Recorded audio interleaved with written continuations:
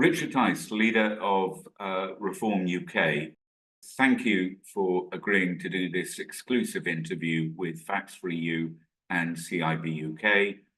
And here we go with part two. Great, let's get stuck in. What does the energy mix for the UK look like under a Reform UK government? Very different from what it looks like now. The first thing is that you've got to scrap net zero. Stop it literally overnight. Scrap the whole thing. Scrap the Climate Change Act.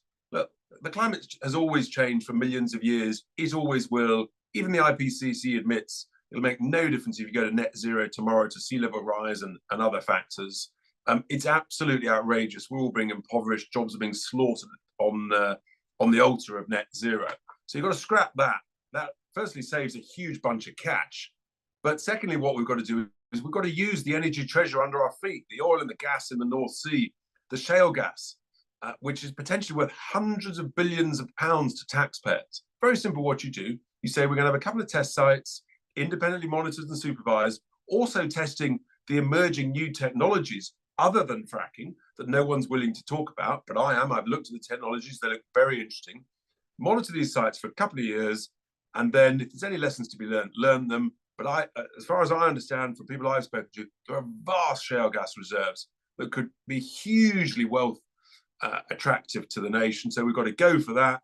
We've got lithium we should be going for, and we've got to stop subsidising. In fact, we need to tax the £10 billion worth of subsidies that currently take place for all the renewables. They're ripping off the taxpayer. It's outrageous. Many of them are inflation linked, and this stuff's all got to stop. You would be happy to issue licenses for more North Sea oil? Absolutely. This stuff is literally treasure. It belongs to all of us, and we should be using that treasure. Why would you not? If a long lost aunt, she gives you a house just before she passes away and says, "Oh, there's a pile of treasure under the floorboards. I couldn't be bothered to dig it out and pay off the mortgage." It's about the same sort of value. I'm pretty sure I know what you'd do. You'd dig it out. You'd replace the floorboards and pay off the mortgage. It's basic common sense. We've been lied to, we've been utterly misled, and we've got to turn around. And this, in terms of the jobs and the wealth this would generate for the nation, it's vast potential. Let's move on, if we can, to the number one task of the government, which is the defence of the country. I think our readers and audience would like to hear your views on defence. Sadly, we live in an increasingly dangerous world. We need to increase our defence spending to 2.5% within 3 years, 2.5% of GDP. And then within 5 years, we've got to get up to around about 3%. So that would be a 50% increase within 5 to 6 years. We set aside the sums for that in our document. It's essential. But the money we do spend, we've also, frankly, we need a wholesale clear out of the woeful procurement in the MOD. We need to bring in some seriously experienced people to buy better, encapsulated by the test firing the other week that from a submarine that the missile apparently went plop about as far as I can throw a cricket ball, for heaven's sake.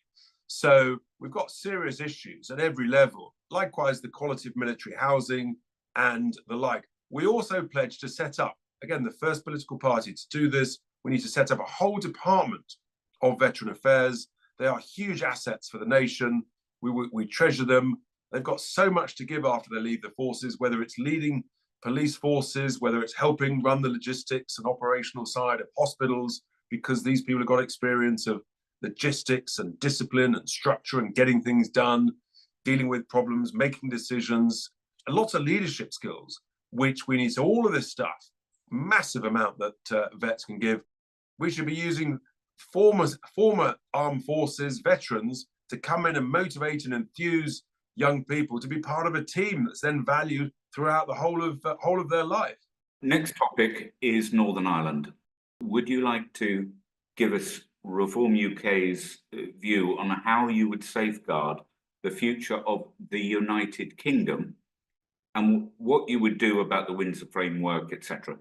Scrap it. It's a disaster. It's even worse than the Northern Ireland Protocol, which was bad enough. They've put a border down the Irish Sea. The Northern Ireland is essentially tied, it's handcuffed to the European Union.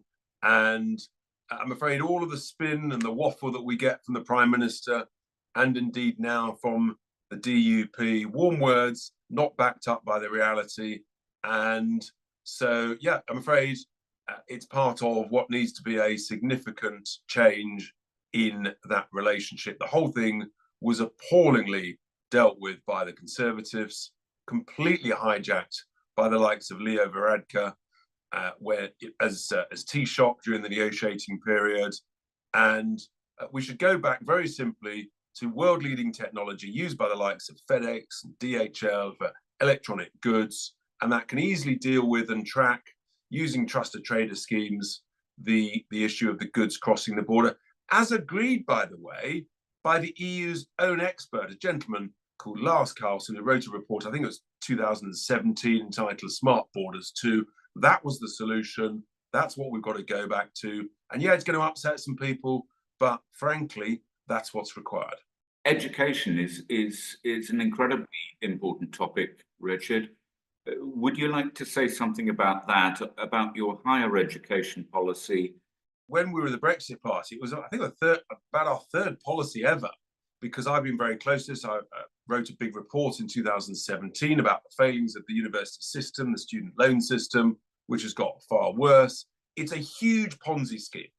And our students are leaving university with the highest debt in the developed world, with huge rates of interest, about 7.3%. Unless you earn £60,000 a year, you can't get on top of the interest of the average debt. It's appalling. What we've got to do, and again, because of the savings we make in our document, we say you've got to have zero interest on student loans. And that is essential. You should increase the repayment period to 45 years. You'd actually, many more people would be able to start to get on top of the capital of their loan, whereas at the moment they leave university and 3 or 4 years later, the debt's even higher because of the compounding effect of the interest they haven't been able to get on top of. One of the ways you pay for that, there are way too many people going to universities doing Mickey Mouse and useless degrees. So you've got to actually restrict that probably by somewhere between 100 and 200,000 degrees. You've got to stop the abuse of international degrees, which is a backdoor route into immigration into the country. You've got to stop the student working visas. You would limit the number of student visas. Yeah, it's a huge problem. The dependents, the government's waffled on about it. They deliberately open the doors. The abuse is off the chart. I'm hearing from lecturers at universities where there are master's courses with 100% international students. It's all done online in breach of the requirement to do it actually at the physical premises. You don't even have to speak English. It's a disastrous racket now for abuse, for immigration, for cheap degrees. And it's all of us that are paying the price. So again, a major overhaul. We can do it very rapidly. And you've also got to have, universities have got to offer the option of shorter degrees, 2-year degrees instead of 3 years, to provide students with choice. If you want to save 15 grand, work a bit harder during the year and you can cover it in 2 years. Wholesale reform is needed of this sector, which is a massive abuse of young people. They're being misled. They're being sold a pup. Many of them would be much better. Get into work. Work's a good thing. Do an apprenticeship or whatever. Learn the skills on the job. Nurses don't need a degree. They need to get into the wards under matron, and then they don't rack up huge quantities of debt. And some of them find that after a few months in a ward or whatever, they decide it's not for them. Much better to learn that quickly than spend 3 years doing a degree, rack up 40 grand of debt, and then decide you want to go and do something else.